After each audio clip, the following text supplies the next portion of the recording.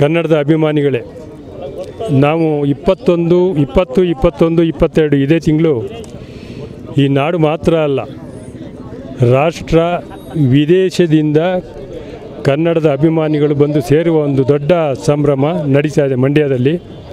ಆ ಕಾರಣಕ್ಕೆ ಈ ರಥಯಾತ್ರೆ ಇಡೀ ನಾಡನ್ನು ಸುತ್ತಿಕೊಂಡು ಕೊನೆ ದಿವಸ ಇಲ್ಲಿಗೆ ಬಂದಿದೆ. ನಾಳೆ ಅದು ಮಂಡ್ಯಕ್ಕೆ ಹೋಗ್ತಾ ಇದೆ.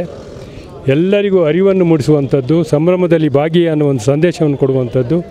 ಮತ್ತು ನಾವೆಲ್ಲ ಒಂದೇ ತಾಯಿಯ ಮಕ್ಕಳು. ಇಲ್ಲಿ ಜಾತಿ, ಧರ್ಮ, ಬಣ್ಣ, ಪಕ್ಷ ಯಾವುದೂ ಇಲ್ಲ.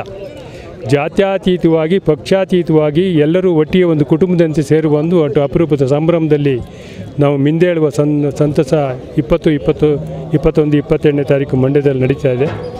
ಸುಮಾರು 87 ಕೃತಿಗಳನ್ನು ಆ ಸಂದರ್ಭದಲ್ಲಿ ಬಿಡುಗಡೆ ಮಾಡುವ ಒಂದು ಸಂಭ್ರಮ ಇದೆ. ಉದಯೋನ್ಮುಖರಿಗೆ ಆ ಸಂದರ್ಭದಲ್ಲಿ ಹೆಚ್ಚು ಆದ್ಯತೆಯನ್ನು ಕೊಡುವ ಸಂಭ್ರಮ. ಭಾಳ ಮುಖ್ಯವಾಗಿ ಕಿರಿಯ ಸಾಹಿತಿಗಳನ್ನು, ಹಿರಿಯ ಸಾಹಿತಿಗಳಿಗೆ ಸಮ್ಮಿಲನ, ಅದು ಒಂದು ಕಾರ್ಯಕ್ರಮವನ್ನು ಹಮ್ಮಿಕೊಂಡಿದ್ದೇವೆ.